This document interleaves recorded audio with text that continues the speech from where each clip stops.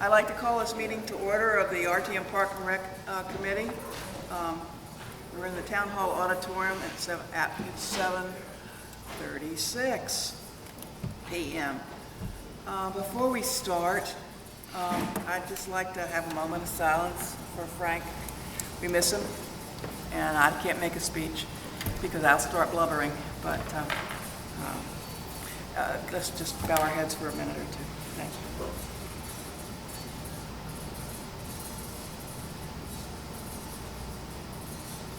Okay. Let me call attendance. Patty Bumgardner. Here. Diane Conalog, not here. Cheryl Russell. Here. Kelly Scallion. Here. Penny Wilson. Here. Gary Cardone. She's traveling. Adele's here. Sue Ellen Mitchell is traveling. Jean? Here. Andy Millar? He's traveling too. Sandy? Here. Susan? Here. Debbie McGarren? Okay, so that's 1, 2, 3. District 6. Right. Bill's here.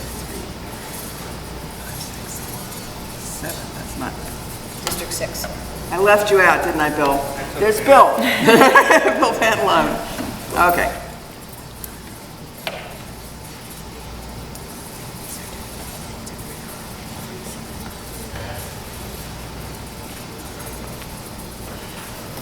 We just make our quorum, folks. I was going to move to add public comment, but I don't see any public comment here, so I won't do that. But I would like to have a motion to move the discussion of the capital request for Pear Tree Beach to the front of the list. Second. Cheryl and Susan, thank you. All in favor? Thanks. We have visitors this evening. Thank you, guys. Jen Beva's here, and so was our first selectman, John Zabrowski. So you can ask them any questions. So I'm just going to make a brief statement, and then we will talk about it a bit. On September 8th, the Darien Board of Selectmen voted unanimously for an appropriation and bond authorization resolution in the amount of $9,010,200 for Pear Tree Beach Park improvements. The Board of Finance approved the project on September 23rd, that was last night. This project includes demolition of existing site features, new stormwater infrastructure, parking lot improvements, concrete curbing and sidewalks, boat launch ramp improvements, landscape enhancements, and restoration of existing wetlands, dredging, and other beach improvements. The process has been a lengthy one, beginning in 2018 with the formation of the Pear Tree Beach Building Committee. Cheryl was on that. The project initially included a new bathhouse as well as the parking lot, boat ramp, beach, and wetland restoration.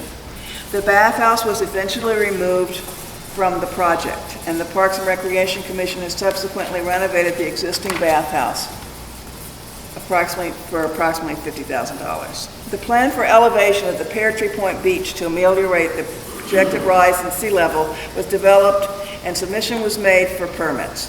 During COVID, the building committee was put on hold and later disbanded. Connecticut Deep Certificate of Permission approval for dredging, construction of the boat ramp, and restoration of tidal wetlands was obtained in October 2022 and expires on October 2027. The Army Corps of Engineers permit was issued on May 1st, 2025, and requires work to be commenced by December 15th, 2026, or have the project under contract by that date, and the project must be completed by December 15th, 2027.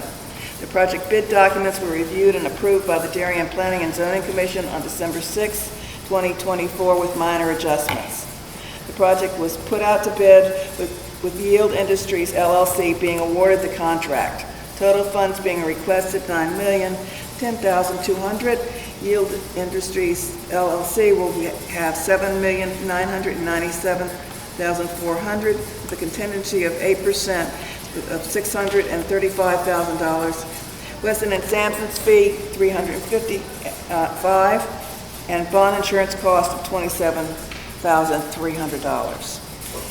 Everybody has a packet that sort of has these backgrounds information on it, and I'm just going to open it up to questions. Those of us that have been on the Park and Rec Committee for a while are very familiar with the project, although it's been a while and you do forget things. But anybody who doesn't and has questions, please, now's the time to ask.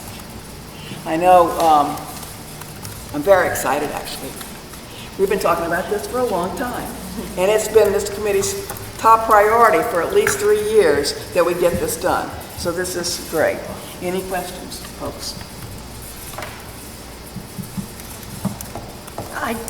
If I can say, I'd just like to thank John for doing the videos and for doing the PowerPoints for everybody. I know we sent it out to our folks, and we also sent it out within our districts at the RTM. And it Answer a lot of questions. Answers a lot of questions, spells it out, makes it easy. And then even last night, just the way you were able to whip through a lot of those question and answers were impressive. So thank you.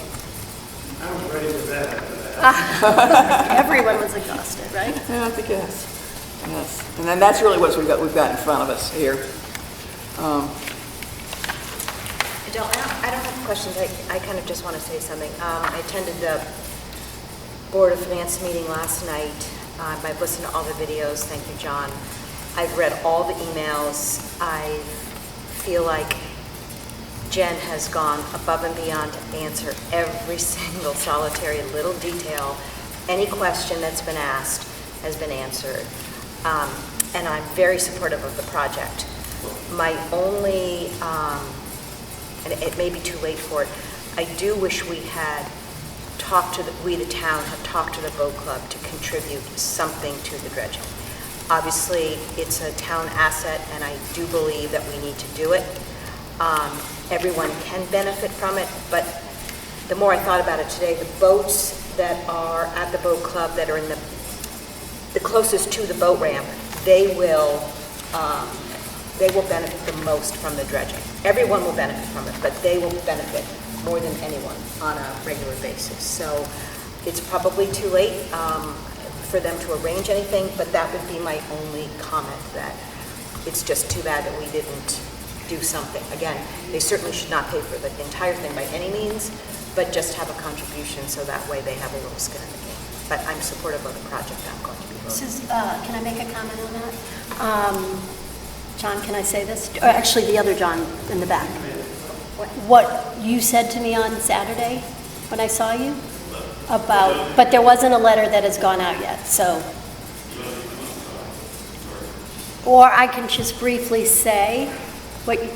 Well, I've got a couple of things I can say. Okay, hang on a second. If you're going to talk, you need to come, you need to talk on a mic, okay? It addresses what you're talking about. Is it an official statement or? Well, just. No, well, it's a response to what Susan said about the boat club being involved. John, you want to say who you are? Oh, sorry. My name is John Keena.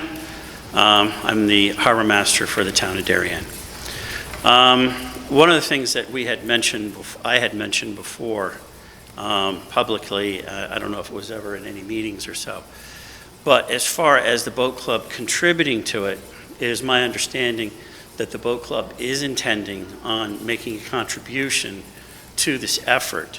One thing I will add, though, is we wish that the boat club had been involved from the onset, because we would have liked to have gotten on board with some of the dredging, because there's areas that do need to be dredged in the boat club's footprint that are not included in this project, and we would have liked to have been involved in it. Historically speaking, though, the boat club has always partnered with the town of Darien on previous dredges. In fact, when we would dredge the footprint of the club, we would also dredge the footprint in front of the boat club ramp and would charge the town a nominal fee for that amount. So this has been a long public and private effort that's gone on over many, many years. To your other point, I think we were talking about the fact that the only thing of my concern with this project was the early estimates for the dredge were somewhere in the neighborhood of $700 Oh, it's not? I just meant more of the Commodore was going to perhaps send out a letter to what you just said. Yes, yes. That really Okay. answers her question. Okay, Yeah. all right. So- I'll leave it at that. So they're going to put some skin in the game. They are going to put some skin in the game. It sounds like that.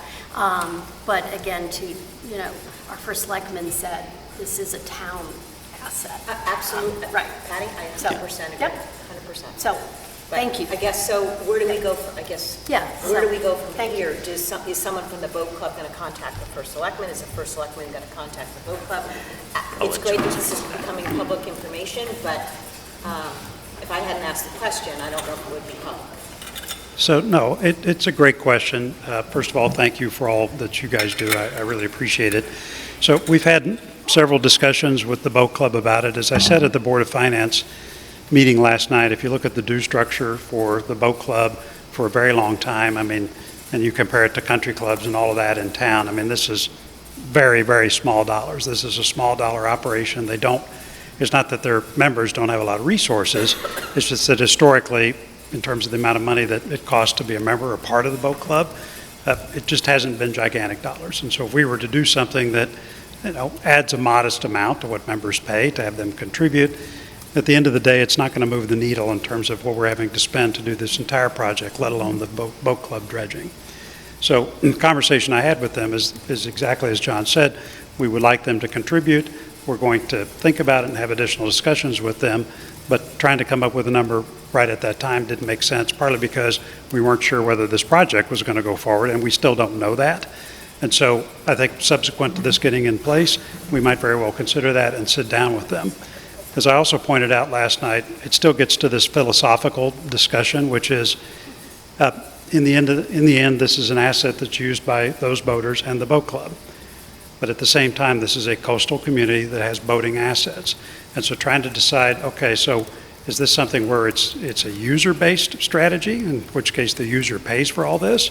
Or is it something that the town pays for? And if it's a balance, how do you actually strike that? So Jen, when she was in Westport, worked with some consultants to try to help arrive at a conclusion on that philosophical question. I think we're going to try to take a crack at it without having to spend money on consultants, and I actually joined that effort myself personally when Parks and Rec discussed it the other night. I kind of want to have that internal discussion first, to have a kind of an anchoring point that says when we have a decision like that, here's how to think about it, or here's the criteria to assess where you want to fit on the scale or the spectrum between sort of user financed and taxpayer financed. And I have a sense of how I would handle it, but I don't really know where the town is on something like that. And I think going through the effort like Jen did in Westport to help us assess that will be a great starting point for trying to answer the very good question that Susan has raised. So I'd say to you, yes, let's think about this a little bit. There's no urgency to answering that question, but we do need to answer that question, and it's got to be answered in such a way that when citizens look at it and say, yep, that was a fair decision and consistent with a philosophy that makes sense. I'm on it, and I've actually, like I said, I've joined the Parks and Rec effort to focus on that because I think we need to think through it. Thank you. Are there any other remarks you want to make about Pear Tree while you're up there? I know you've got a scoot, so. Yeah, no. Anybody familiar with the Eisenhower matrix? So this is something that Eisenhower used during the war to kind of prioritize himself, and it was a 2x2 matrix, and on the x-axis it said urgent, on the y-axis it said important, high and low. So the stuff that's high importance and high urgency, no problem, you do those all day. Low importance, low urgency, no. Most of our day is filled up with stuff that's urgent, but not important. Emails, call from a spouse, what are we doing for lunch, what do you want for dinner? Urgent because it's here and now, but not important. So the Pear Tree Beach project is the ultimate important, but not urgent project. And I think that's one of the things that maybe at the periphery the Board of Finance wrestled with last night. Even though it did pass, I think, overwhelmingly, there is this sort of question behind it, which says, all right, if we're worried about town finances, this is something that's important. Does it have to be, if I had to pick between this year and next year, is there a clear and obvious case that it needs to be done now? No. Absent the potential expiring dredging permits, which can be renewed.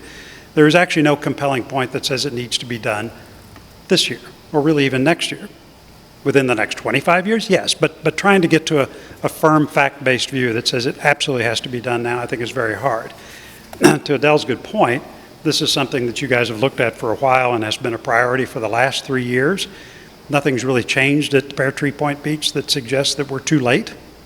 And so this is why why we decided as a Board of Selectmen to support this, because it's very hard to determine, well, we have to do it now. We just know it needs to be done, and we might as well get it done. And so that's why we decided to take the action now and recommend that we do it. Clearly the Commission felt that way, and that got up to our board. We felt that way. I think the Board of Finance came to that conclusion as well, and hopefully the RTM arrives at that same point. Again, the three components is it's a leveling out of the parking lot and really a wholesale revamping of the drainage strategy there. It's the boat ramp, it's the dredging. We are convinced, as is Weston and Sampson, as is Craig Flaherty, that these investments really will go a long way to preserving that asset for at least a couple of generations, and we think it's well worth the investment. So I'd be happy to answer any questions if you've got specifics, but that's our rationale, and we believe we should fund that project. Thank you. Anyone have any other questions? Thank you, John, and thank you, Jen. You have worked tirelessly on this project. And I just want to say that this project was discussed back in 2011 when Weed Beach was finished. And all we ever heard as being on Park and Rec was, let's wait till Weed Beach is finished. Let's wait till Weed Beach bathhouse gets done. As soon as that gets done, we'll get involved in Pear Tree. And every year, it was pushed out of the budget. And every year, even to ask for new sand, which I'm hoping we will get when this project is finished, was just never done. So this is a lot longer than 3 years, in my opinion. I think that this is a project that is an asset to the town. As we all know, it was a gift to the town. And I think that we need to move forward on this. When other projects have come up, we were told that Pear Tree is first on the list. We're not going to push it aside. We're not going to do anything to jeopardize it. We're going to keep moving. We ended up with 5 years of a permit, and we're into year 4, 3, 4.5, and I don't want to see us give that permit up. It took a long time to get the permit. It was a lot of work on the building committee's part and on Weston and Sampson's part. So I think that we need to move forward with this, and I'm praying hard that it goes through the RTM and that we can move this forward and get it off the record. And I think that's what needs to be done. As far as the dredging goes, yes, I've been a member of the Darien Boat Club since I think 1975. And I do believe that they could contribute something to this project. Years ago, we did dredge the harbor, and we did end up dredging over by the bay area over there. What is that called? You're right, Bianca? The cove over there, yeah. Behind, to the north of National Drive. Yes, in there. And we ended up dredging in that area also. So at that time, I believe the boat club participated in that. But we didn't dredge over by the boat ramp, which is the biggest thorn in everybody's side. So when the time comes to dredge the whole harbor again, I think we all need to sit down and discuss it, but right now it doesn't need to be dredged, correct? I mean, that's what I've heard. So I think that's why at this time we're only going up and around. Yes, at the end of ADOT needs to be dredged. and it needs to be dredged by the boat ramp. So when we were doing this on the building committee, it was discussed because at that time, when we went to apply for the permit, we found out that the boat club didn't have a permit for, I think it was the renovation when there was something there, and I forget exactly what it was, but you needed, so we got the permit when we applied for our permit for the boat club, so that was done, but I can't remember. That was back in probably 22. Who was the harbor master in 2021, 22? Do you remember? Tom Bell. Tom Bell was then? Yeah. Well, 22, I and Tom signed off, but it was early. Okay, so Tom Bell was in 2021. So that's where that came, it all had come up at that point. And so yeah, I'm praying that this goes through the RTM next week with the grace of God. And thank you, Jen. And a lot of hard work. Yeah, like, if there are no other questions? Okay, may I have a motion I to? make the I'll motion. move the Oh, motion. Patty can. I'll second it. Patty moves, I'll second. Susan seconds. All in favor of the capital request for redoing Pear Tree Point Beach, et cetera, the raising of the parking lot, the restoration of the wetlands, the redoing of the boat ramp, and the dredging. Got it. All in favor? It's unanimous. That's unanimous. Thank you, everybody. And thank you, folks. Thank you. Jen, we owe you like bacon, egg, and cheeses and sandwiches tomorrow. Get ready. Thank you for your hard work. That's all we need. Appreciate it. I know you guys were there last night too. Thanks, guys. Thank you. We all shared a row last night at the Board of Finance meeting. And the one other thing I would say is a lot of times we're having long discussions about all of this, but we've been working on this for a long, long time. And I mean, I think Cheryl just gave the recap. So, I mean, for anybody who's watching on Channel 79, it's not like we're just saying, you know, it's a big financial item, but we have been working and watching on this and watching it get pushed back for years. And this permit is going to expire and we're going to lose part of our beach if we don't do something along with the other projects. So thank you for getting on it, Cheryl. Thank you. Yeah. All right. Next on the agenda then is the discussion of the harbor ordinances. Well, all right, let me just back up for 1 second. I think most people realize that we also had on our agenda to vote on the Weed Beach Meadow and Trail project, but that since that did not pass the Board of Finance last night, we won't be addressing that this evening. We're going to discuss the harbor ordinances and the revisions. Let me see what I've got here.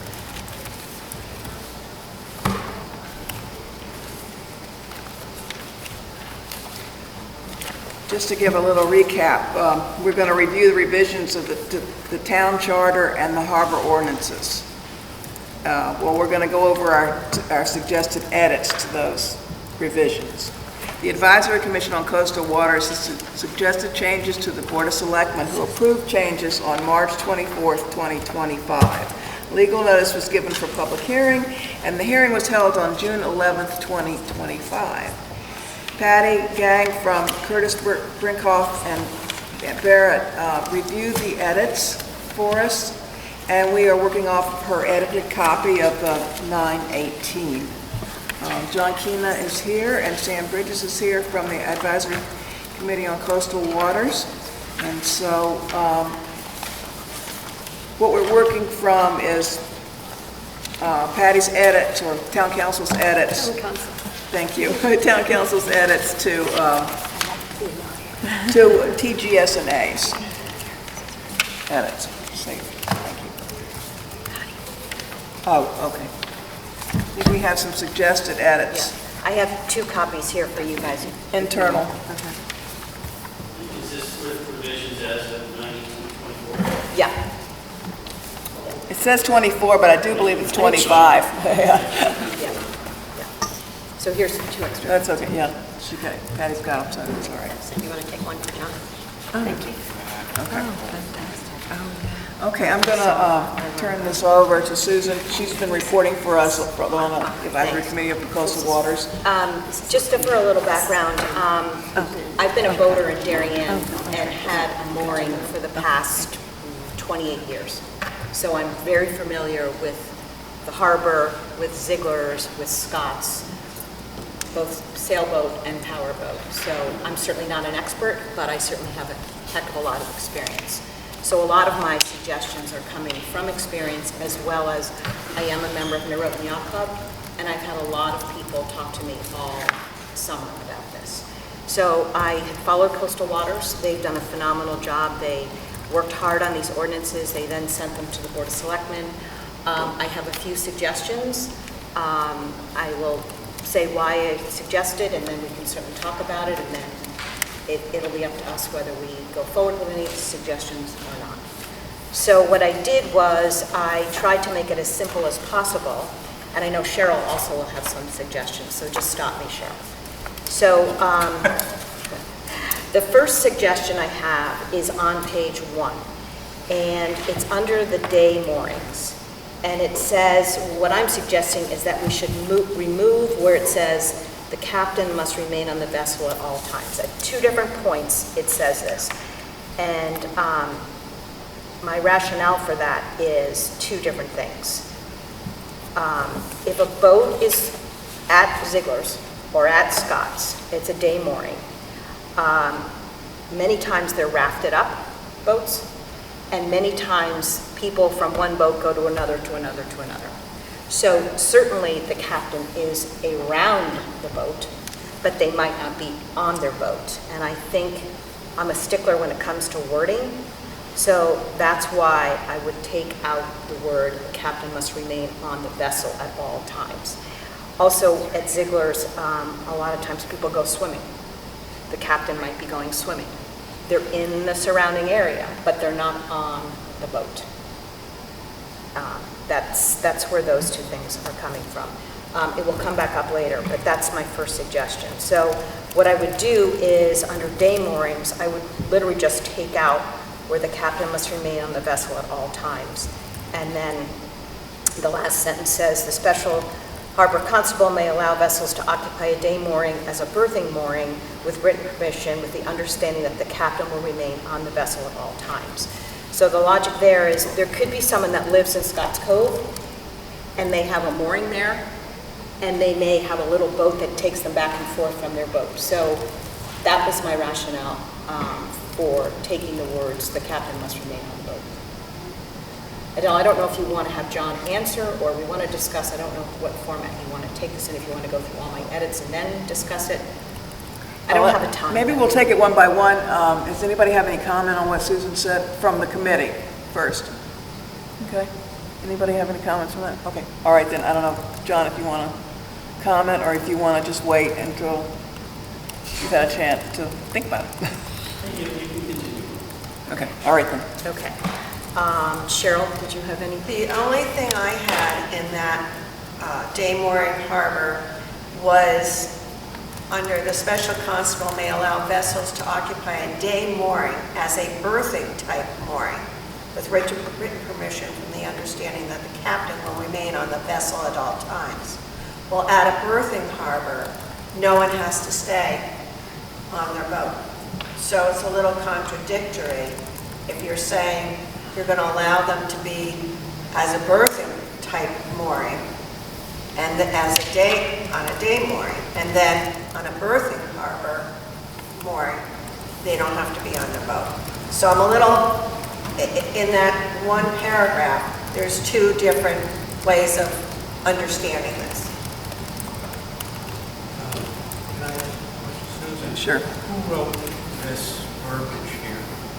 Which verbiage? The one you talked about with the captain business. This came from Coastal Waters, Board of Selectmen, and then our attorney. And then it went to TGS&A, and now it's to us. But the original language, was it done by an attorney? You know what, I have so many different copies of this, so I can't tell The you. reason I bring it up, the captain is Now, if you have a 20-foot boat and you and your husband are on it, which one of you are the captain? I would think you would be, but that's just... He's the more experienced boater, so I would have been, yeah. It's what I'm trying to say. I realize it's strict wording, but there's a legal reasons. What you're saying here is somebody does not have responsibility as opposed to having responsibility. So in the berthing harbor, as Cheryl was just saying, there's no one on the boat when it's moored. That's, yes, but we're talking about a boat where there's activity going on, they have either brought it in or running it out. It's a good point, and I think that's why after we either make changes or not, it's going to go back to the town attorney. Right, the attorney just reviewed They have this, the so we have final- her edits.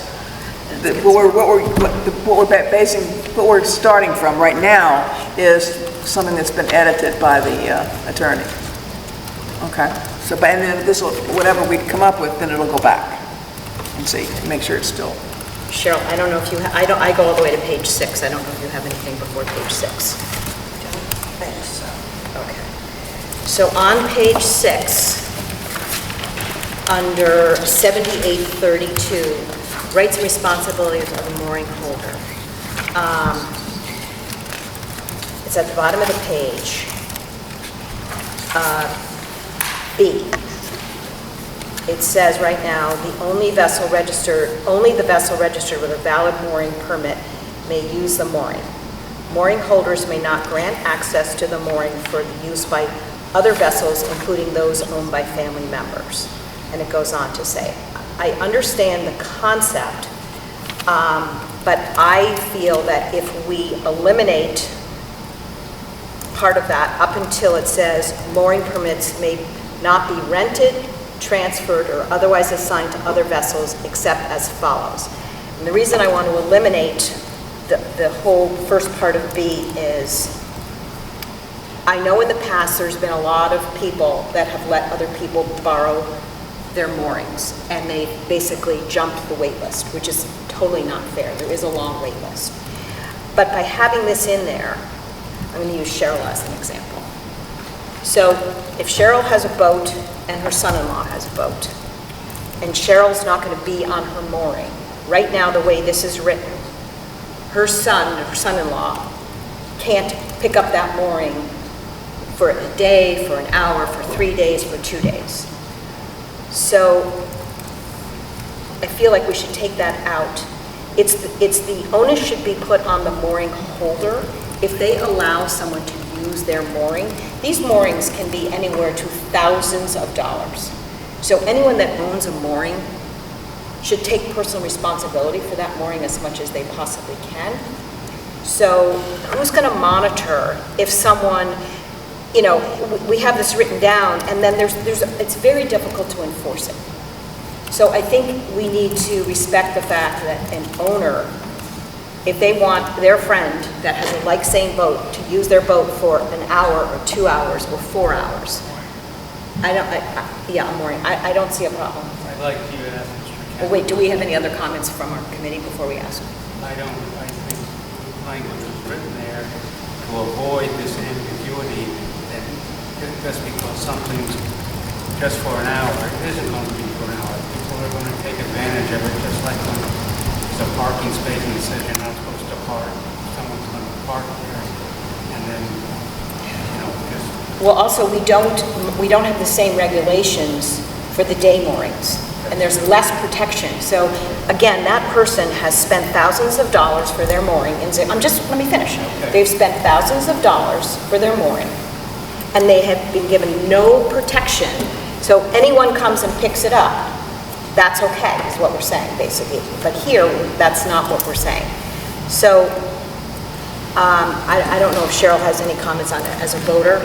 I understand the concept, but it's, unless someone literally goes around to every mooring and says, are you the mooring owner, how do you enforce this? They don't have to go around every minute of the day checking on this any more than the dog warden goes around seeing the dogs on the beach. But the concept, when it needs to be enforced, the harbor master needs to have the authority to do it without somebody telling them, well, somebody gave me permission who owns this. You know, he's gonna, it makes his job not possible. Are you done? Any more Yes, I am. comments? Thank you. So as I said, I've been a boater since '75, and we've had a mooring in Ziegler's Cove probably for 20 years or so, if not more, I don't know. And numerous times there were people on our mooring, and we would ask them to get off. I could probably count on one hand how many times we had a difficult situation where they wouldn't get off. And they asked us 95 questions of who we were. But that's over and done with. So I do have a problem with this because if you have a mooring in Ziegler's Cove or in Scotts Cove, and you want your family, who also has a boat, to use it while you're boating in Block Island, and we're going to be away, and my son-in-law has a boat, and he wants to use my mooring, and he knows what the tackle is, and knows it's safe, I don't see a problem with letting them use it. Now, how can we figure this out?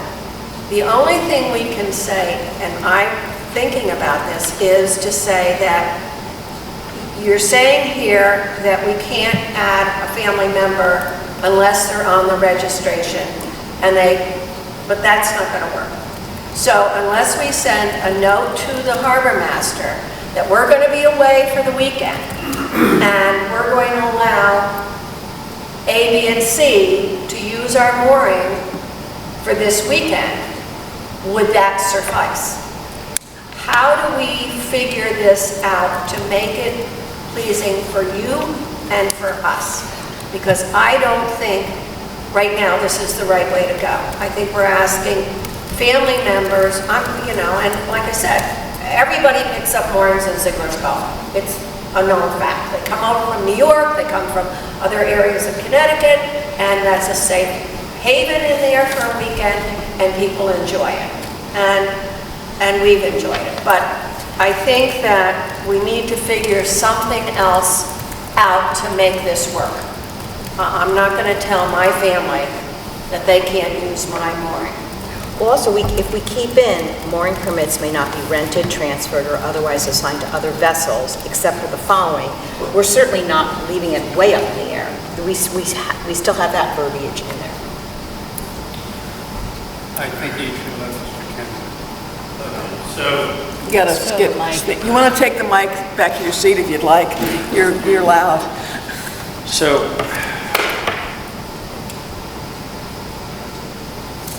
one of the reasons we constructed the ordinances the way they are to break up the differences between day and berthing harbors.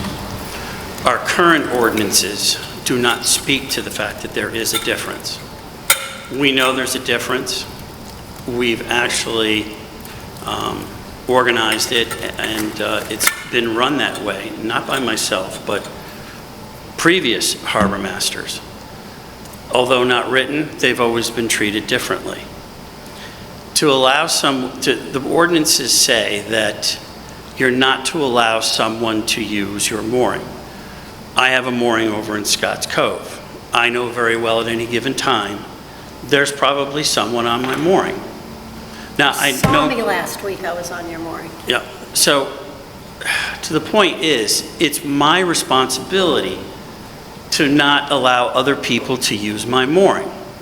Now, if somebody was using my mooring in Darien Harbor, that would be a much more difficult thing because the captain's not on the boat.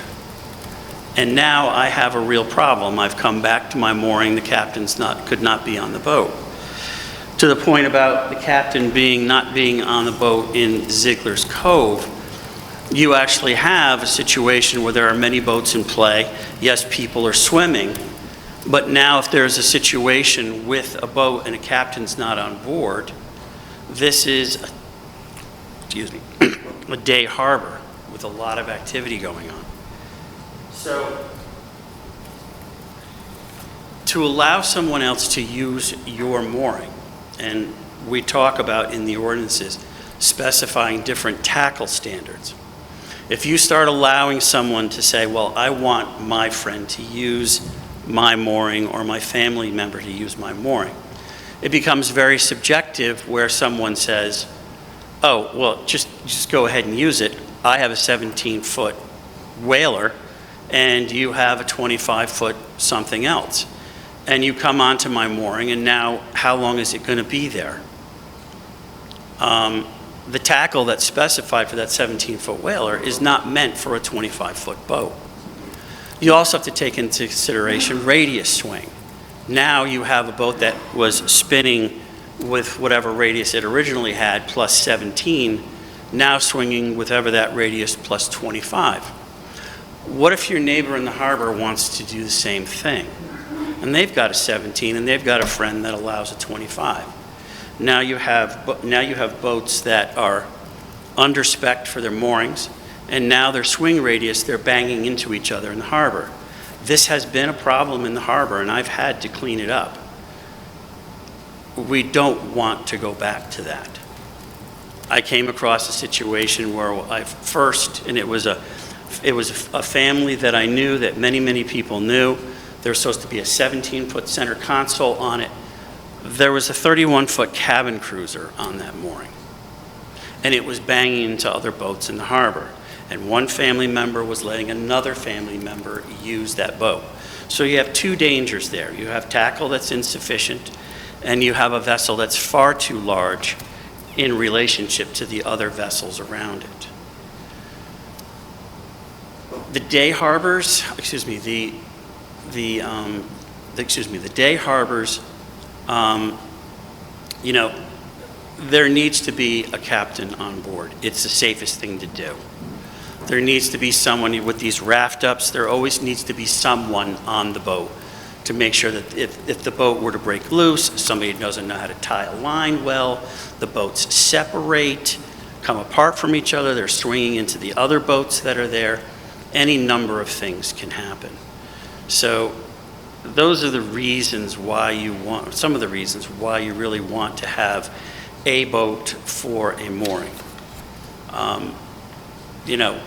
They're not supposed to tell somebody that you can use your mooring in a day harbor.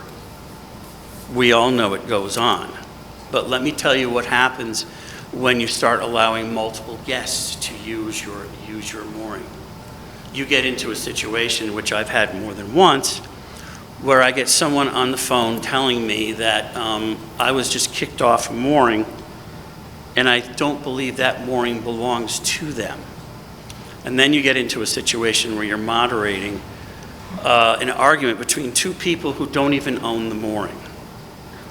So you really, once you open that box, you're just inviting a lot of problems.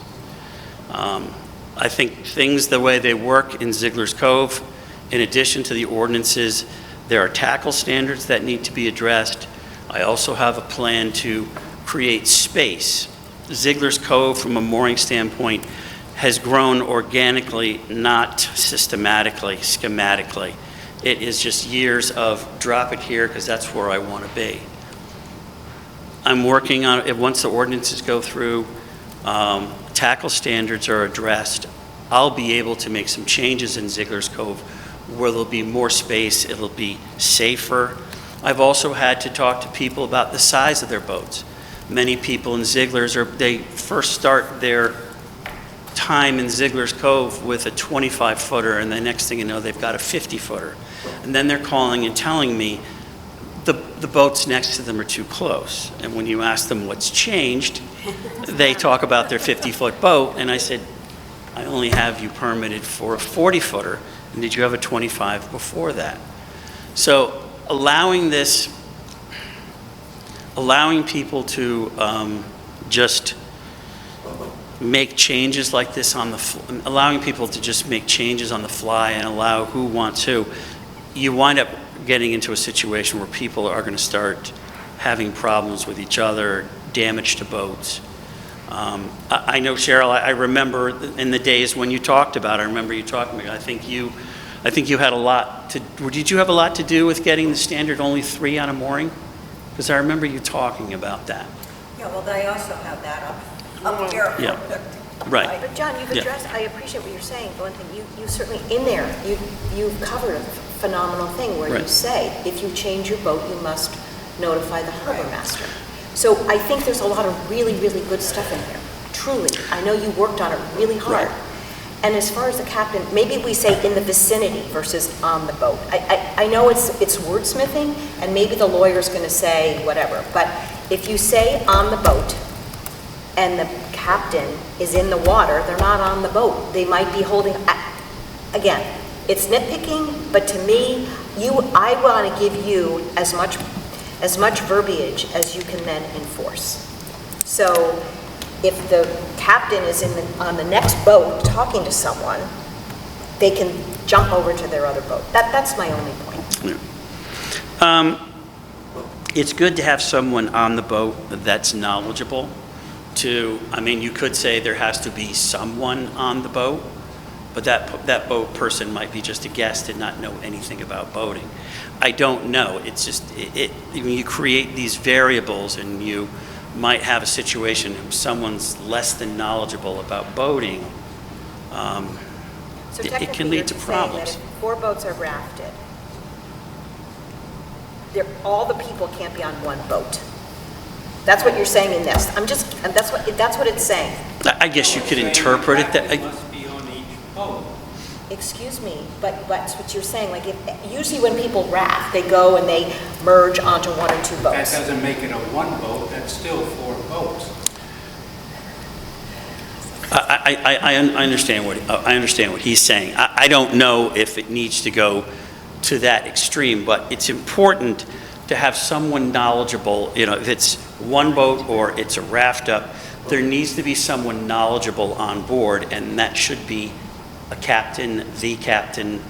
Someone needs to leave the boats unattended in a large raft up in Ziegler's Cove. It can lead to problems, but.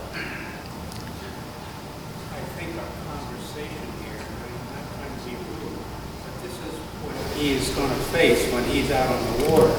Is somebody bringing up the situations you're talking about, and this is what he's trying to do, is to avoid this and make it clear to all participants. And what Bill, to I do. get that, but when you go in Ziegler's and you watch the people that raft, I'm just saying. I know what you're saying, but that isn't the point of the article. The point of the article here is trying to make a code that he can fall back on, not that he has to go to the Supreme Court or something to get it settled after the fact.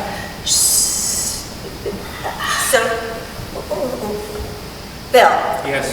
when we were out there, we had a dinghy, I'll call it, Achilles rubber, we called it the rubber ducky, but whatever. And we would take that and we would go over there and we would sit and talk to those people. And then we would go over there and we'd sit and talk to those people. We had our eye on our boat. We knew what was going on our boat. And the kids would take it and they would go and visit with their friends. And we weren't on the boat. But we had our eye on the boat. And we were in Ziegler's Cove. So to say that we have to stay on the boat, you've got to try and word this a little bit better, because when you're out there boating, you're out there to have fun. You're out there to relax. You're out there to forget about the worries of your work week, and you're there to enjoy the day. The kids are jumping off, they're swimming, they're here, there, everybody's talking, everybody's enjoying it. We had about 6 people that had boats at that time, and we all went to different people's boats. Nobody was on the boat 24/7. And Okay. we spent weekends out there. Okay. How about this wording, folks? How about instead of remain on the vessel, must remain in control of the vessel? That doesn't mean you have to be on it, but you have to have control of it. What is your... Does that work better? We got 2 nods. Yeah, Does that work better? sure. What was it? In control. Instead of saying you must remain on the vessel at all times, say you must remain in control of the vessel at all times. Or in the vicinity. As long as you have to be very close to have some, be in control, yes? How do you take control, you're not on the boat. Well, I think that's the point, is you get yourself Come up back in on the back on it vicinity. real fast if it needs to do it. Say what, Bill? Susan, Cheryl, do you have insurance policies on your boat? Yes. Yes. What does the insurance policy say about who should be on it or anything? That's, if you're talking about him being tough, you wait till if something happens in your insurance policy, well, you weren't on, didn't have a captain or something. Well, so Bill, when our boat is moored in the No, that- Darien Harbor, there's no one on the boat. I understand that, but that's not what we're talking about. Okay, we got it. I hear you both, but, and Patty wants to make a comment? I do just want to acknowledge everyone's points. Thank you for your feedback. I also want to acknowledge that the amount of boats have quadrupled in Ziegler's. Every single, every week it got more crowded, even into the second week of September, where the boats used to just be once you came in farther around Ziegler, but then all of a sudden they were all the way out. Not even mooring, like we can also talk about anchoring, right? And it's just, there's so much more traffic. So I appreciate you putting in some more language around just control, so if our police officers have to do some enforcement, that's there, and especially with the amount of tying the connection between, people don't always think about tackle, and that's 100%. I see the boats that have started small and then have gotten so much bigger. By the way, so many of them are coming from Long Island and different places, and we go over there, but there's got to be some, I appreciate your work on putting in some additional rules and regulations. Thank you. Okay, can we go back, circle back around to my comment? Is that okay? Does that work for you? All? Yes. Remain in control of the vessel? Is that close enough? Well, Okay. at the last line, Okay, let's just do that one well, that works. It first, doesn't- okay? All right then, let's go there. Take the win. Let's go.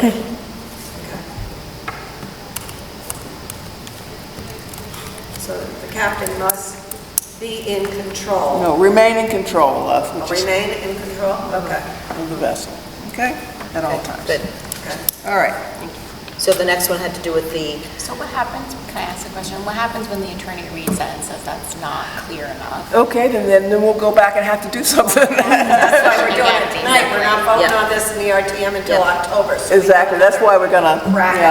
yeah. so I okay. certainly understand John's point. I am listening about your point about not letting someone else use your mooring. I feel strongly, but obviously I'm on a committee, so whoever the committee feels is what's going to happen, so. Well, If I were you, I would have Day something, more. if I were you, I would have something in there that says that is specific, that they cannot allow, if you were to allow somebody else on your mooring, I think you could say, it must go by the regulations of what that mooring, Like-minded in other words, it can't be bigger. Or maybe When you permit a vessel, it is supposed to be for a specific vessel. If a vessel is to be used for, if a mooring is to be used for multiple vessels, it becomes a transient mooring, which has to be permitted by the state. Okay. I hear you. Okay, that's the point. should the verbiage be more protective towards the owners of the mooring versus what they're allowed to do? So it's like, if you get to the mooring, it's your mooring and you are allowed to kick somebody off or this or that. So it's like more to your point about the onus. So it's kind of That's a taking good it from a different perspective versus like, the owner is not allowed to do this. Actually, the owner is allowed to do this, and then other parts are kind of more left for interpretation. That's a great point, because we are representing the residents or the mooring holders. So there's a balance of certainly enforcement And it and, still allows you to enforce, obviously. So Where did you want that? yeah, verb? what specific piece are you speaking to? Yeah. just as You we're, wordsmith that. just as we're going through it, it's a good thing to keep in the back of our minds. And it actually fits really well into my next comment, which I don't know if we're ready to move on to or not. Okay, I don't think we came to any conclusion about the page 6 one, right? We got both directions on that. Okay, so let's move on to 7. All right, well, I have a concern about on page 6, 7831, rafting of vessels. Okay. And may have no more than 4 vessels may raft together. I would prefer 3 vessels. Only because I think 4, in my opinion, pulls on the mooring too much. I don't care whose mooring it is, but when you raft 4 30-foot egg harbors or ocean, any boat on a mooring, and you don't know whose mooring it is, that's a real pull. And I've seen them pull a mooring. Well, I agree. That fits into Jean's I agree. situation of protecting the mooring holder. Yeah, so I agree. Now, this goes back to the fact that the ordinances, and the ordinances also talk about the tackle that's required. So when we talk about the ordinances currently and the tackle standards, we're only talking about standards for a berthing harbor. So what's happened in Ziegler's over the years is people have treated it as, I'm only on it for a short period of time. It hasn't been policed as closely as the berthing harbors have. So the problem with Ziegler's is I have more problems with tackle failures in Ziegler's Cove than I do in both Darien and Norotan Bay combined. Wow. And the reason for that being is a couple of reasons. First off, in a lot of cases, the tackle that's permitted to the vessel itself isn't even to standard for that vessel. And then there's rafting up that takes place. The other problem is there's also standards on what's called scope. If you go down so many feet, the road or scope has to be so many feet of high tide. You can't do that in Ziegler's Cove because it's deep and it's narrow.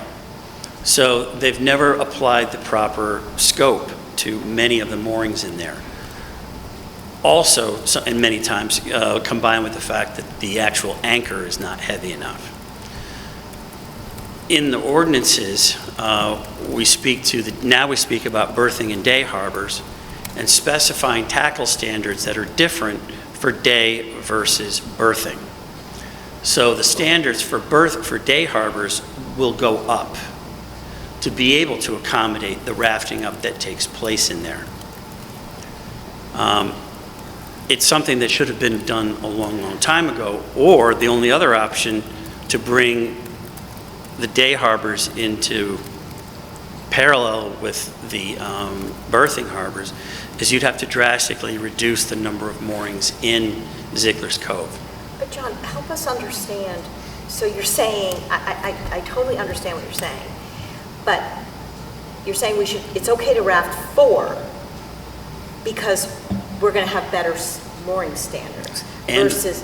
And also spacing too, and spacing, which I spoke to. But again, as using your words, if you have a 17-foot whaler, and if you guys, I know you have the authority with the Board of Selectmen, we won't be involved in the mooring specifications.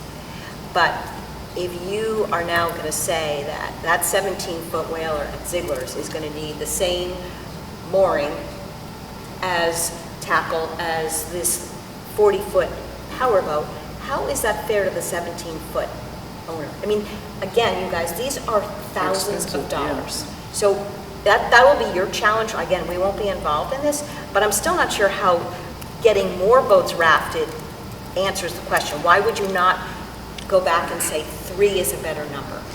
You'd actually be surprised.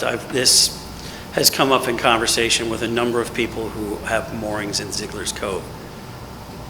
And I haven't heard one negative yet. They're actually in favor of it. It protects them by having heavier standards. It allows them to raft up and not have to worry. And they also do not have to worry that when they come back to their mooring next time, it hasn't been dragged by some other party. Ziegler's Cove is Ziegler's Cove. We know what we're getting into. I'm not trying to change the culture. I'm trying to make it safer. It really is part of Darien's boating culture, and I'm trying to make it better. So May I ask a question, please? Sure. So if you think about putting in if you want to say up to 4 boats rafting, do you think about putting in like but not over X number of feet? Or is it just too hard? I've already had to reject a few, like I said before, I've already had to reject a few boats that applied for, that were actually permitted, and then went ahead and bought a bigger boat without telling me, and I've had to take their permits away from them because they were just too large for 50-plus footers in Ziegler's Cove. And that's good. Yeah, That's I amazing. mean, yeah, exactly. I just wonder if you, when you're talking about the rafting, I mean, I'm just very literal, and I'm not a boater. Yeah. So, you know, if you don't want it to be but so long, how about just When saying I you can't exceed a certain... I am reducing a small number of the number of moorings that are going to be in there. When I first arrived, there were 29. Through people leaving, through people I've had to reject their permits, it's now down to 24. But they're still all too close to each other, and they need to be separated. So when you go from 29 to 24, and you space them optimally, 4 on a mooring doesn't really become a problem anymore. Even if they're really long coupled with boats, the fact that there needs to be heavier tackle standards in there. How many moorings are on a pyramid mooring as opposed to a mushroom mooring in Ziegler's Cove? Well, yeah. If the ordinances go through, I've already been discussing this with a contractor about pulling the moorings and inspecting them. I've actually put all the mooring holders in Scott's on notice that they have to have a contract with a contractor to maintain their tackle.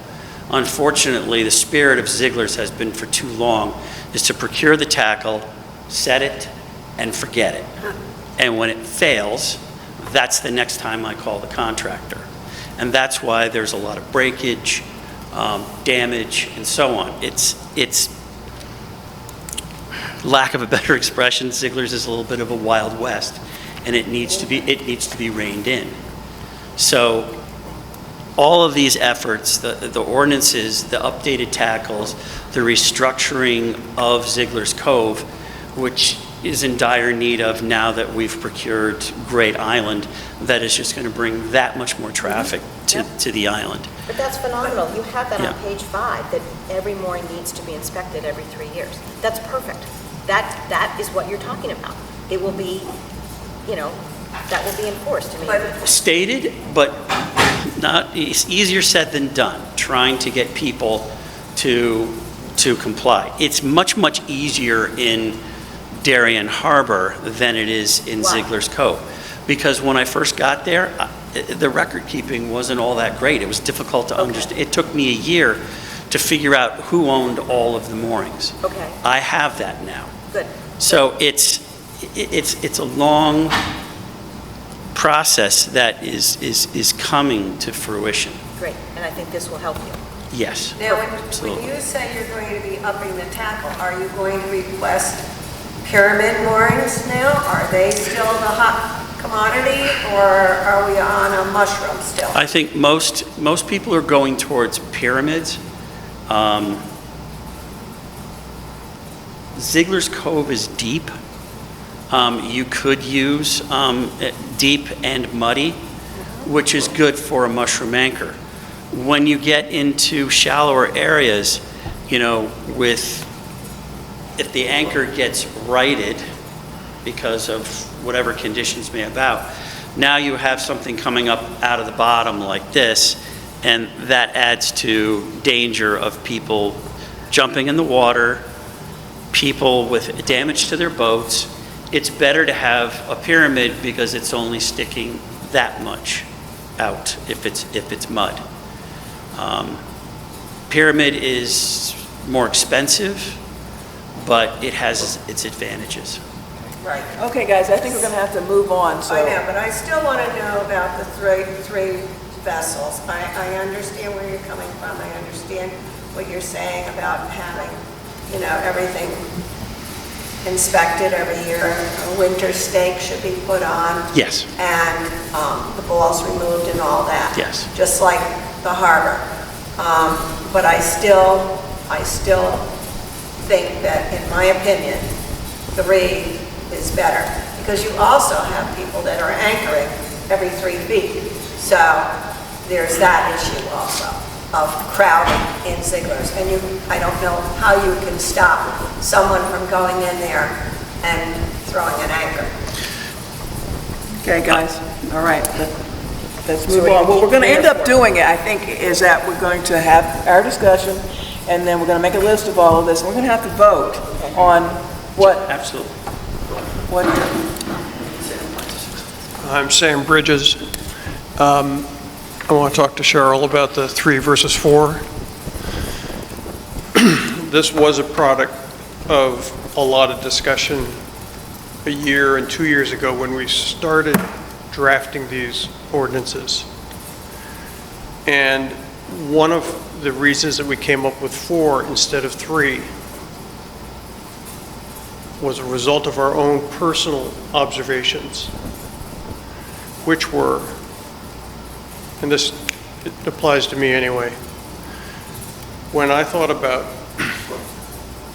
John, the Marine Patrol, and owner, looking at the rafts that are set up in Ziegler's, 3 might be ideal, 4 is pretty common, and if I want the Marine Patrol to focus on anything, it's the 5 or 6. And I wanted the threshold to be what I felt was reasonable, so that the focus would be on the ones that you see where there's 6. Because usually those are smaller boats. They're not the 40-footers, but they've got suddenly a gigantic swing room when there's 6 boats lashed up together, people swimming in the water. I said, where are you going to draw the threshold? And the old rule, I believe, was 3. And there were some on the advisory commission who pushed for it to remain 3. And then when it started going in the draft and redraft, we heard more about the 3. But we also heard people like me who said, well, it is what it is. It's incredibly popular. Great Island's going to be incredibly popular. And we're going to be upping the standards of the mooring tackle. We can't ask the Marine Division to go and talk to 20 rafts and break them up and expect it to happen. And so we thought the 4 was an okay compromise. The same constraints about undersized tackle are appropriate, swing room appropriate, swinging into the navigation channel, those are all good comments. The question was, when the Marine Patrol came around, or John came around, who's he going to focus on? Yeah. And so we thought that was a compromise, and that's why not everybody on the advisory commission was happy either. Thanks for explaining that. Can I just add one more thing? We have something on page 7. And that's why we also have written in the ordinances that it speaks to the fact that regardless of the number of vessels rafted up, it would be at the discretion of the harbor master and the Marine Police to break up a raft regardless of the number of vessels in it. I've seen raft ups of 6 that have caused no problem whatsoever, but they're not within. And I've seen raft ups of 3 that were problematic. If you look at the current ordinances, 4 Boston whalers on a 1,000-pound pyramid is a problem, but 3 40-foot sport fishing boats on a 100-pound mushroom is not a problem. So there's just got to be able, we're able to handle the situation regardless of the number. Regardless of the number, if it's a problem, it's a problem, and we want to be able to disperse that. Okay, next one on page 7, E. It's a long paragraph, and what I'm suggesting is at the end when it says, If a vessel will be off its mooring in the berthing harbor for more than 4 consecutive weeks during the period, the mooring holder must notify the special constable. The notice must include the departure date and the anticipated return date. Requests for exceptions may be granted at the reasonable discretion of the special harbor constable. I've heard John why he feels that it's important. I feel that if you're on your boat for the summer and you're going on a cruise, or if you're at home and you're going to Florida for 2 months, you don't notify anybody that you're not going to be there. So I apply that same logic to if you're on your boat and you're up in Maine and then you're in a storm and you don't come back right away. I think it's a lot to ask for someone to have to tell in writing the special constable that they'll be off their mooring. I don't think it's necessary. And I've had a lot of feedback from different people in town on this one. So, love to hear your thoughts. How about just making it is encouraged as opposed that you have to? Can I respond? Sure. So the idea here of this is just to create a proactive environment in the harbor, help me understand if you're going to be gone for a long period of time. There are 2 types of people. There are people in the harbor, and then there are people who want to be in the harbor. The people who want to be in the harbor see empty moorings in the harbor, and then they ask the harbor master, why is that mooring empty? It helps me to understand when someone asks me, why is that mooring empty, to be able to speak to it and say, that person is off cruising. I don't need to include names. This isn't essential, but from my experience over the past 3 years, I've come across moorings that I thought were abandoned or the person wasn't using it. And one easy way to tell that is you roll up to a mooring and all the pickup sticks, they're covered in moss, the line is covered in moss. That takes weeks to, and depending on how much it's grown, that takes weeks. And I've actually drawn conclusion on a couple of times, because I didn't have the information, that they were unused moorings or they were abandoned. And there were a number of abandoned moorings in the harbor when I came upon the job. All I'm asking here is just a proactive approach to helping me understand if you're going to be gone for a long time, just let me know.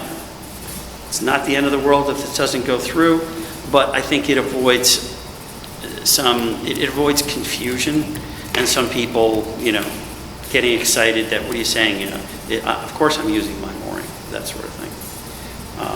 That's really the only reason I'm asking this of people. And I've actually had people do it already. I had 2 people, just one person face-to-face, one person sent me an email, hey, I'm cruising, I'll be back in 3 weeks. That's all I'm really looking for. John, can I just ask a question? What Sure. if someone's boat, the engines have gone out, for example, and so it's taking a lot longer than expected, right? But they're normally on the mooring. How would you handle that situation? I've had that happen too last year.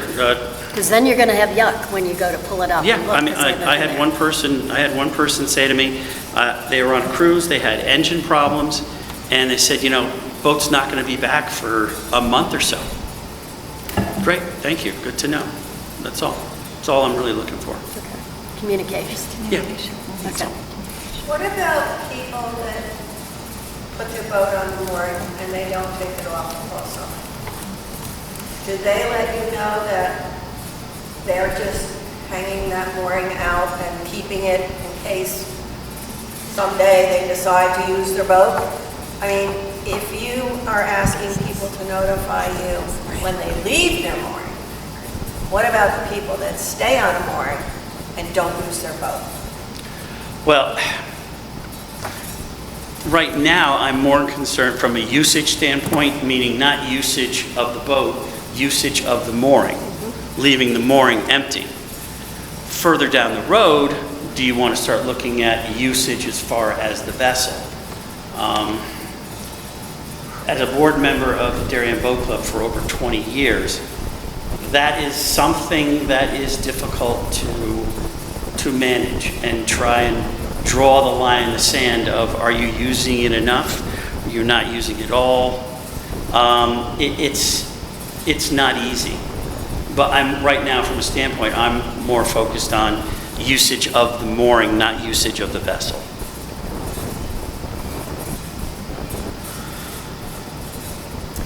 Okay, my last one is really easy, I think.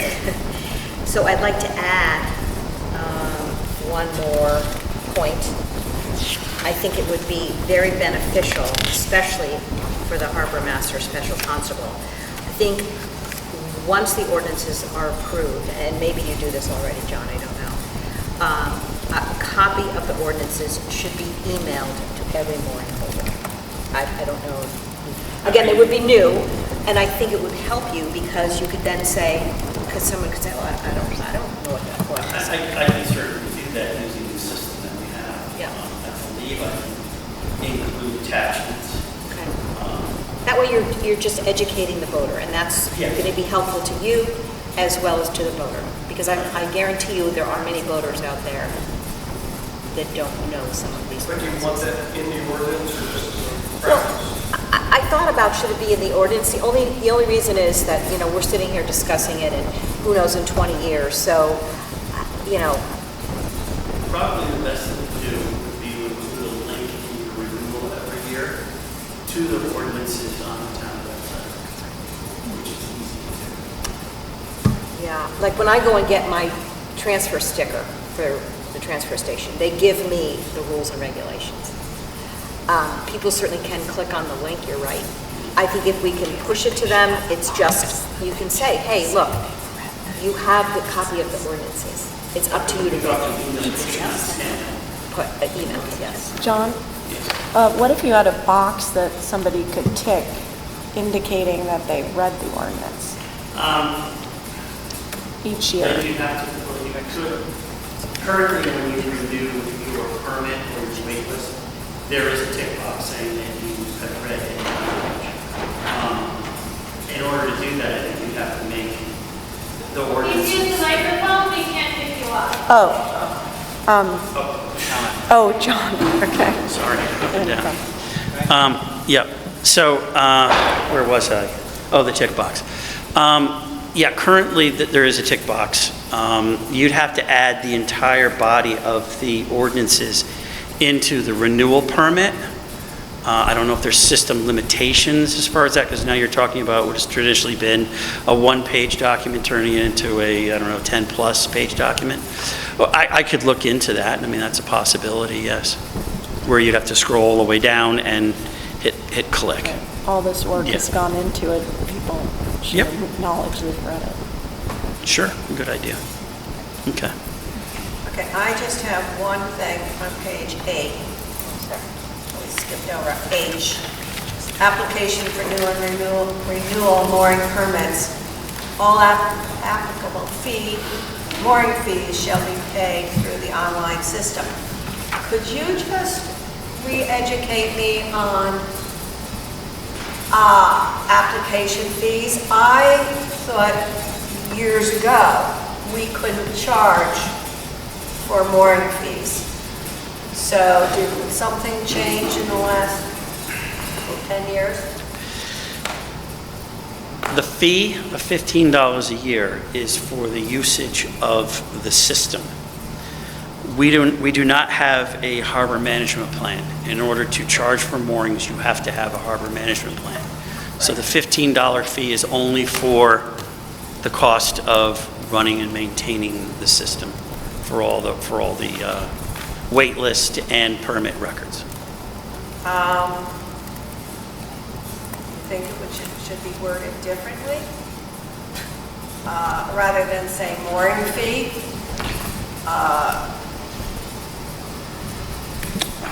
Where is that, Maureen? H. Just say all H. fees. Maybe just take out the word mooring, just say fees. Yeah, take out the word mooring and say all It is applicable deceiving, fees shall yeah. be paid through the online system. Yep, that's fine. Yeah, yep. Okay. Okay, thank you.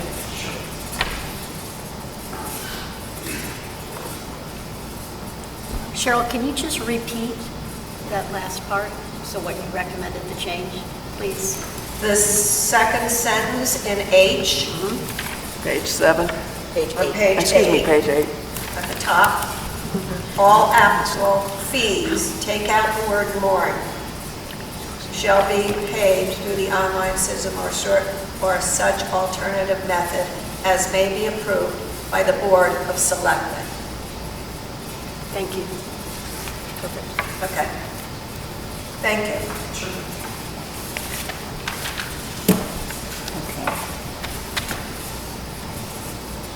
Okay, how are we going to do this, folks? Because we obviously will have to decide whether we want to accept or I think not. we just go through them and vote one by one, and I think so too. majority Yeah. wins, and end of Yeah, story. and that's it, move on. yeah. Okay, so let's back up at the top, okay? Page 1, You had some new wording to say. that's right, in I control think of. do we all agree on the rewording of,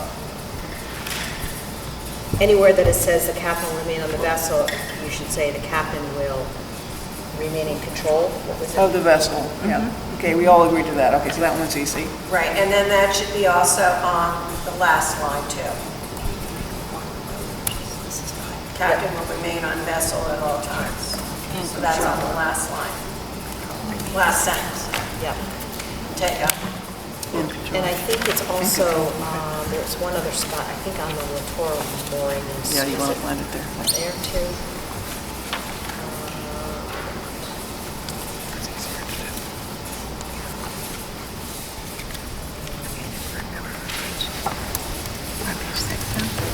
Yeah, let's go page 6. Okay, so are we all, I move, and Patty seconds, everybody in favor of that? Yes. Change? Okay, all right, that's one down. Okay. Page 6, was it? Yeah, but wait, Cheryl, you do have something before 6, page 6? To remove only the vessel registered with a valid mooring permit may use the mooring. Mooring holders may not grant access to the mooring for use by other vessels, including those owned by family members. All those in favor of removing, are you in the right place, Cheryl? You're frowning. Are you on 7832? Yes. B? Yep. Yes. Okay. Yep. All those in favor of removing that line? Only the vessel registered with a valid mooring permit may use the mooring. Mooring holders may not grant access to the mooring for use by other vessels, including those owned by family members. Susan moves. Is there? Yeah, I'll move it. Susan, it's the top, the second one on the list. We didn't provide an alternative. No, what we did, what my proposal is to eliminate B up until it says. The proposal is to eliminate, so, no, we're not talking about it again, we're going to vote on it. If you're against it, you're against removing it, okay? All right then. So all those in favor of removing, okay, wait a minute. Susan moves, Cheryl seconds. All those in favor of removing, raise your hands. That's 2 in favor, 3 in favor. All those against? No, yeah, 1, 2, 3. Yeah, can I vote again? And you don't, okay, that doesn't work. No, I didn't vote at all. I was abstaining. sorry. Oh, okay, all right, then, let's try that one more time, okay? To remove, how many? But will there be another? 1, 2, We're picking up this piece. 3, and Jean, are you 4? yeah, I'm voting So for 4 to remove.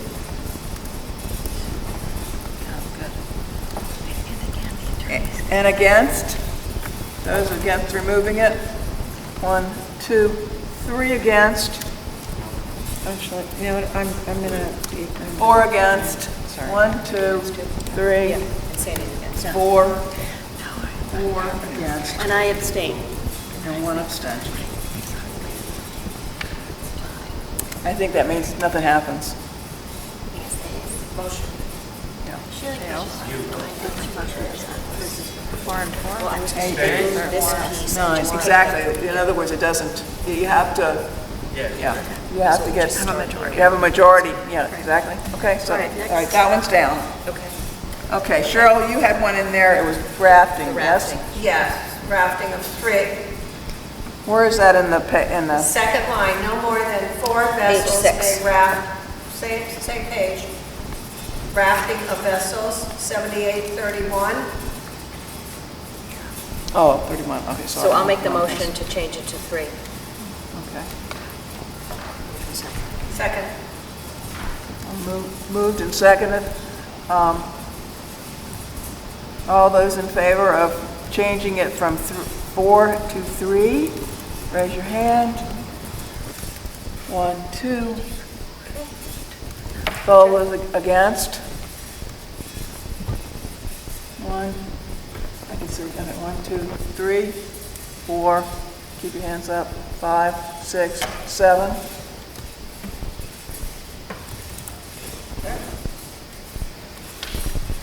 I think the next one I have was page 7, about the notification. Let's see, where is that? E. I would like to take out halfway down, if a vessel will be off its mooring, da-da-da-da-da-da. You don't want them notified. No, I don't think it's necessary. It's a nice to have, but I don't think it's necessary. Okay, so what do you want? She wants to remove this. Copy. The rest of it? Yeah, okay, thank you. I don't know, does it say he definitely has to be notified? I mean, it says yes, I don't but like, I think it's a demolition, we can always boil that, she can like go determine what is the about that. It's like, telling us the area can't be left. Yeah, he said he doesn't. Seems ridiculous. Do you see what I'm talking about? Yeah, I have to tell him. That's called should mooring. So it's a, okay. May I have a motion to remove if a vessel will be off its mooring in a berthing harbor for more than 4 consecutive weeks. During that period, the mooring holder must notify the special harbor constable. The notice must include the departure date and anticipated return date. Requests for exceptions may be granted at the reasonable discretion of the special harbor constable. So moved. And I'll second. Okay?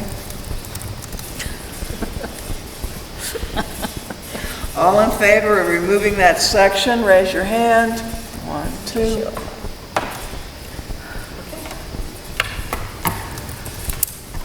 All those against?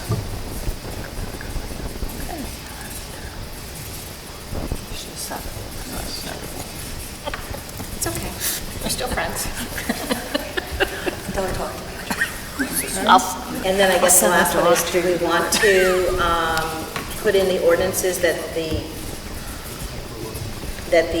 ordinances will be emailed out, or do we want to just give that direction somewhere? If it's in the ordinances, then we know it's taken care of, but I think anytime there's a change in the, right, I think anytime there's a new law or a new ordinance, that the owners need to have it mailed to them via email or however you so desire, but.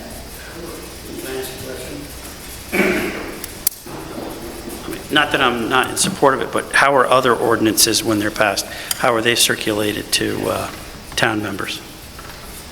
Question.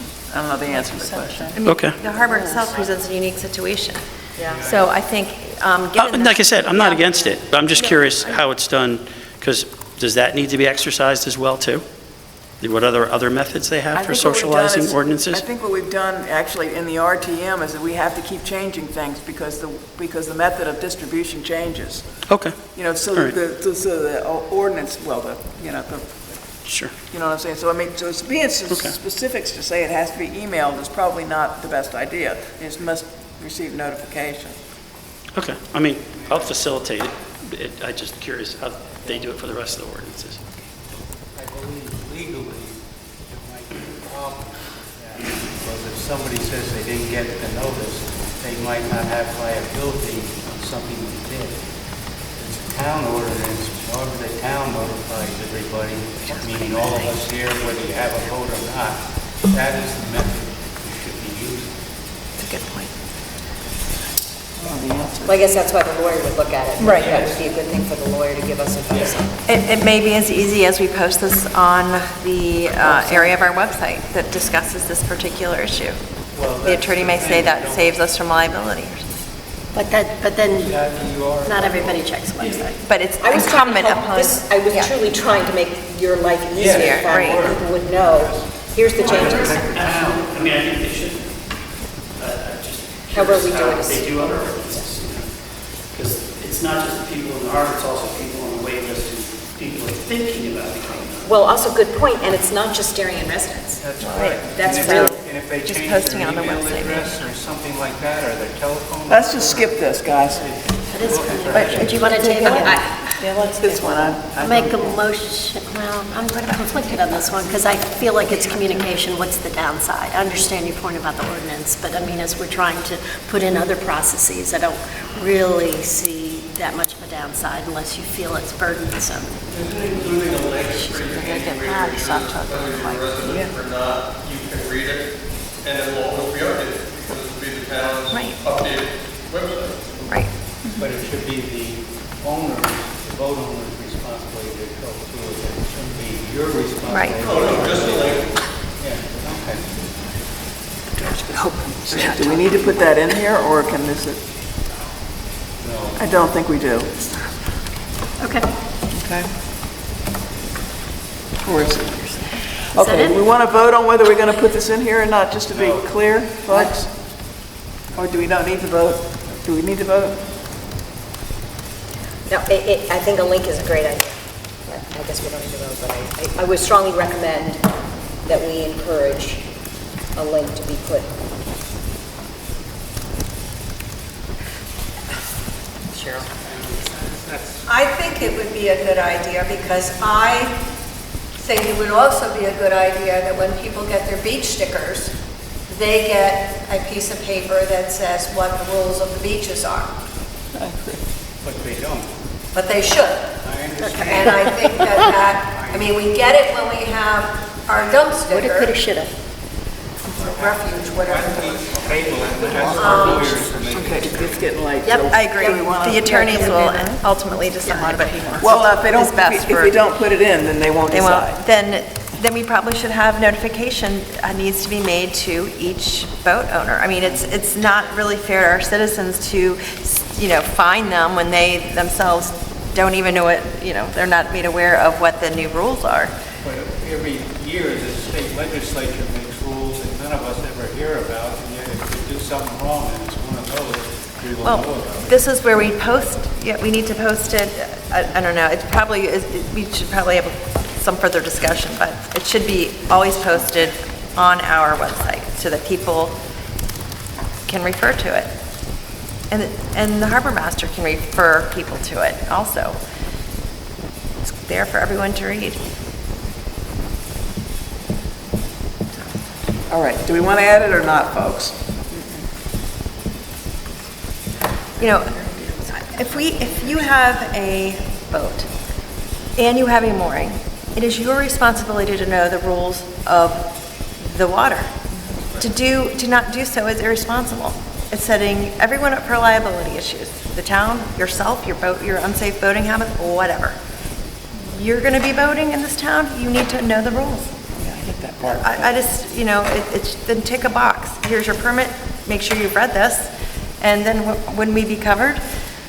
But it's probably in the harbor master's favor to also know the changes that happen, because to expect someone to read through all of that is also, Well, there's a lot of new rules here, so all the boaters will need to be made aware of it so that he can there's a summary. enforce it. summary of Otherwise, changes. but if we want the attorneys to refer back to this, then, maybe and you're saying that we need to put something in here about it, then put something in there. Just say, I don't think we need to put it in there, but, For how long is it? that's just me. That's not everybody else. So that's why I'm asking you folks. What do you say, Sue? What do you all think? Just forget it and just make I sure don't it's see it posted? can't hurt to send it to the attorney and say, I agree with you. Yeah, that I agree what do you, how can we, What's your recommendation? what's your recommendation on adding this? That in? costs us every time we check it with the Well, she's going to have to read through them anyway, Patty. She has to read every word. We're okay, as long as it's under a certain threshold of time. Add or subtract. $350.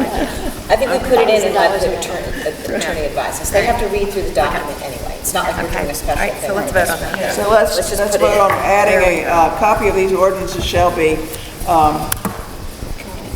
communicated to every mooring Yeah. holder. Yep, very good. Perfect. All in favor? That's it, Dell said it.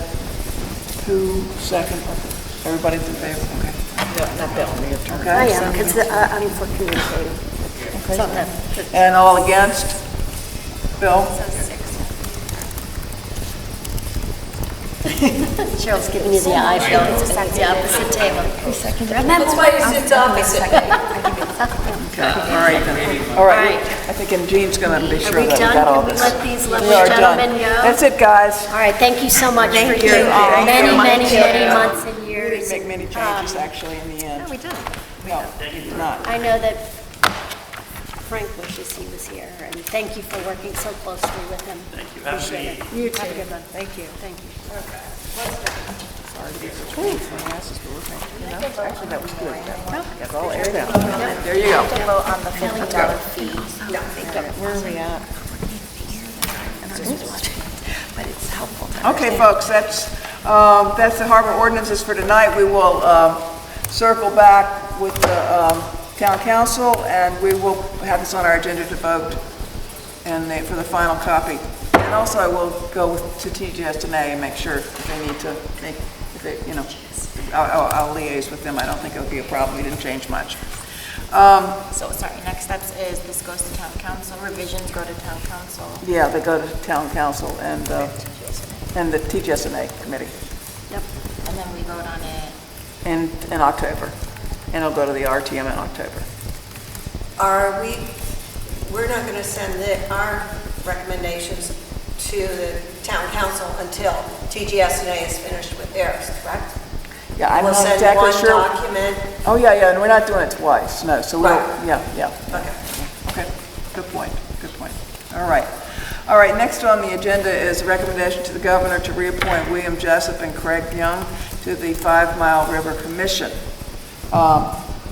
They are separate resolutions, so I'm going to have to, we will vote on them separately.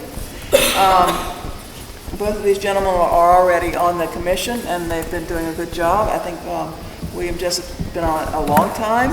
Craig Young, we appointed in 2021, I believe.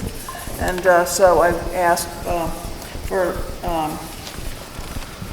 I'll ask for a motion to appoint William Jessup to the 5 Mile River Commission. May I have a...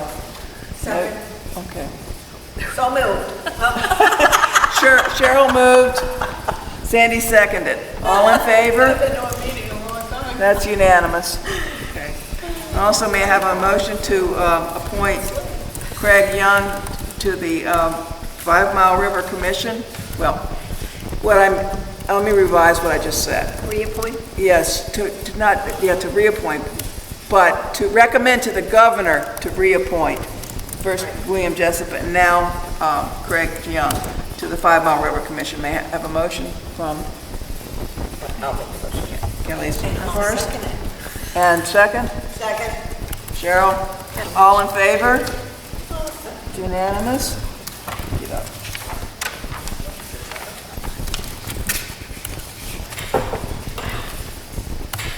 Committee updates. Committee commission updates.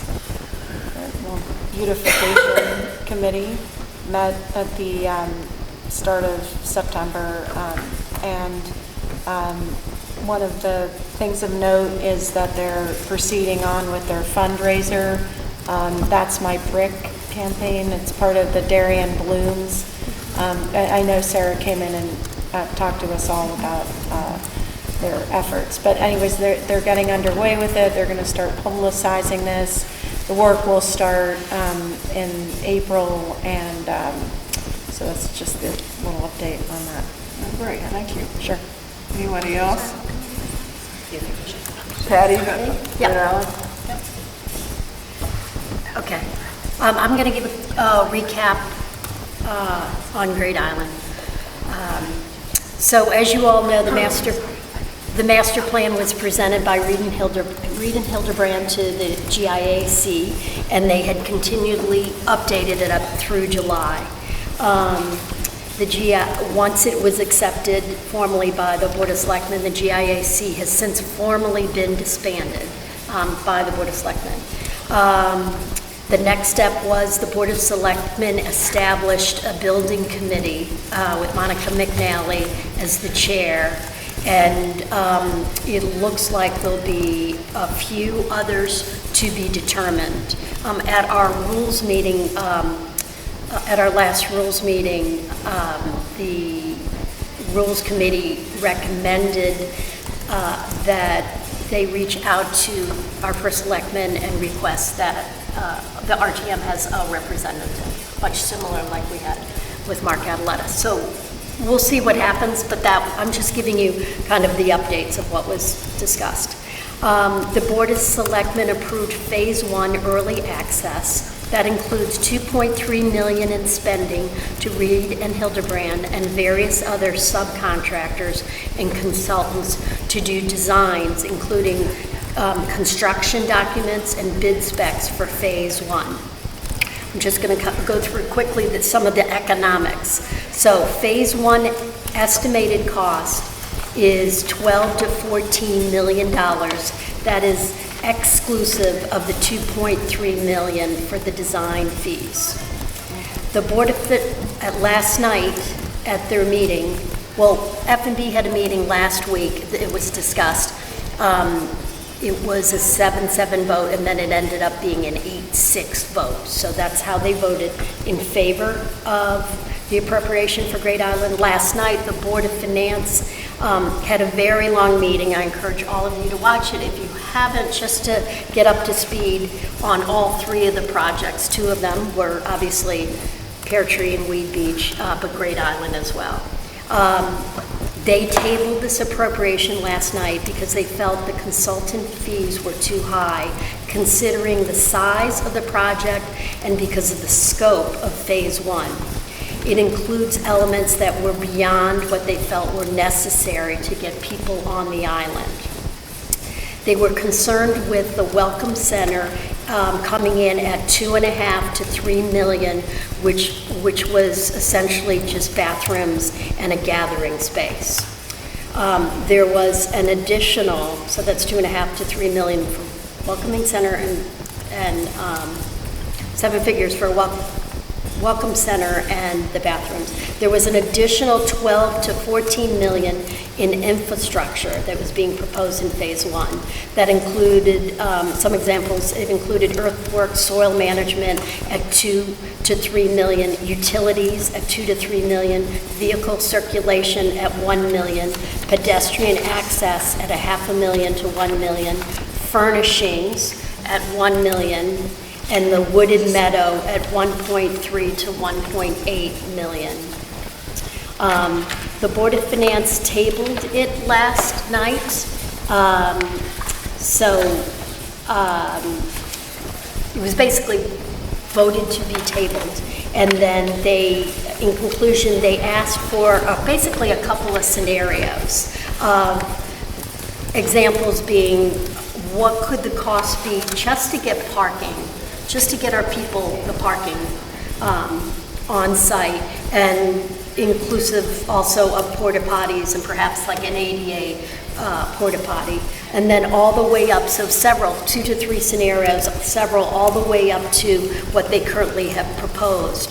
But, you know, in essence, the goal was how can we reduce some of the consultants' fees. They felt those were very high for what was being done. And so if they look at 3 different scenarios, how those fees would be reduced for the 3 different scenarios. So that's the update, and we encourage you all, our chair and everyone encourages everybody, if you didn't see it, to watch that meeting as well. Thank you. All 3 hours of Thank you, Patty. Thanks, Patty. Okay, any other updates, guys? I know that Coastal Waters had a meeting. I did not attend it, and I haven't finished watching the whole video. I apologize. Just focused on wetlands. I know that they had the chair of EPC come and speak, and I'm not quite sure. I think it was just informational. I don't think the Board of Selectmen was involved in getting EPC there, but I'm not sure. The chairman's report, just be brief.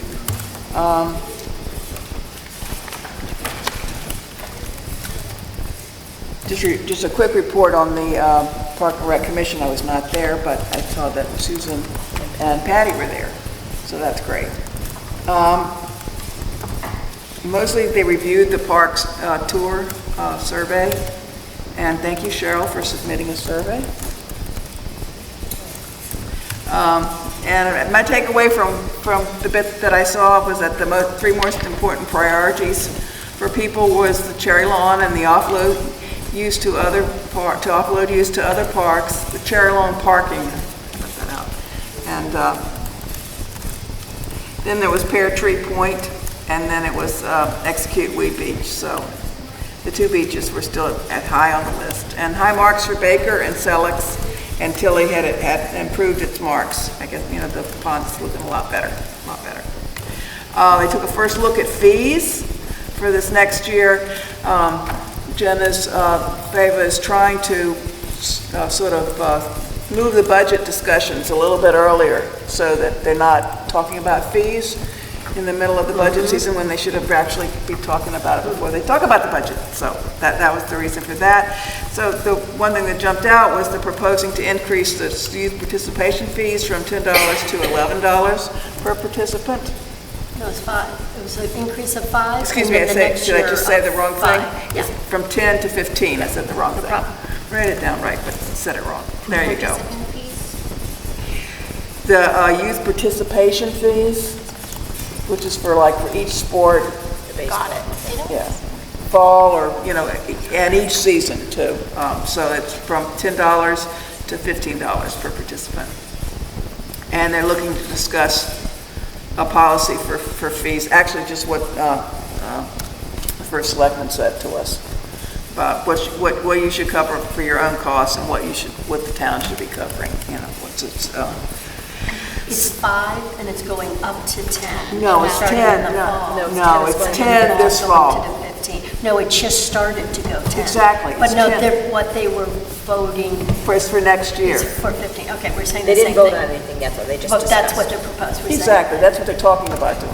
why it comes out awkward is because they started in the fall, but that's because our fiscal, starts in July, and then for their programming, they started with this set in September. I think they will also, they have to work ahead to give people I time. was just trying to give it to our Yeah. Okay. note taker. Yeah. And in the director's report, they reported that the basketball court repair is finished. I think they've said again, and we've heard this before, that the numbers of participants for programs was down this summer. The numbers of beach stickers were down this summer, but the dollars for the beach stickers was up because they had raised the fees last year. There are 50 applications for block times for paddle, and the season begins on October 13th.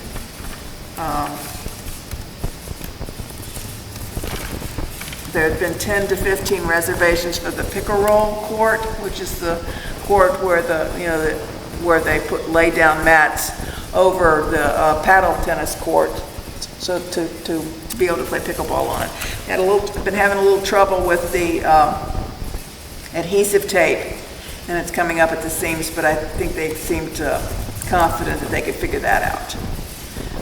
And it seemed to have been used, people were using it. 372 children in the youth summer camps this summer, which seems like a good number to me. And upcoming is the movie night on October 3rd at Highland Farm, How to Train Your Dragon, and the Halloween, I think, costume contest at Tilly. And my computer is screwing this up, but I think it's a puppy parade and costume contest.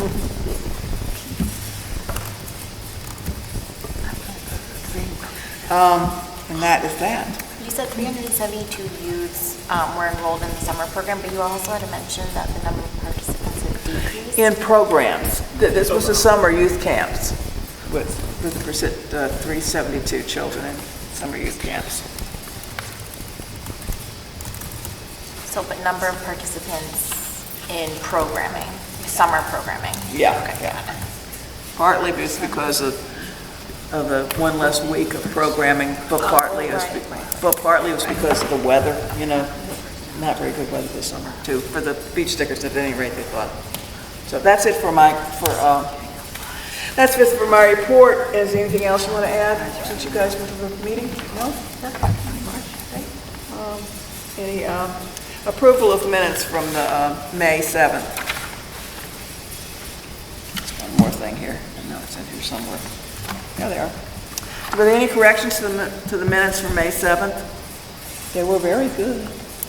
They were very good. Thank you, Jean. Yeah, thank you, Jean. May I have a motion? I'm sure both of you helped me too. May I have a motion to approve? So moved. Jenny, and second? Cheryl? You keep on wanting a second. Or Kelly. Kelly? Give it to Kelly. It's okay. Cheryl, you're in here a lot. All in favor? Take me out of it. All in favor? All in favor? Yeah, everybody? Okay, there we go. Unanimous. Unanimous. And may I have a motion? Is there any other business, folks? I'll make the motion to To adjourn? so we can all nap. There you go. Second, I second that. And, all in favor? That's it, guys. Okay. Thank you so much. Thank you.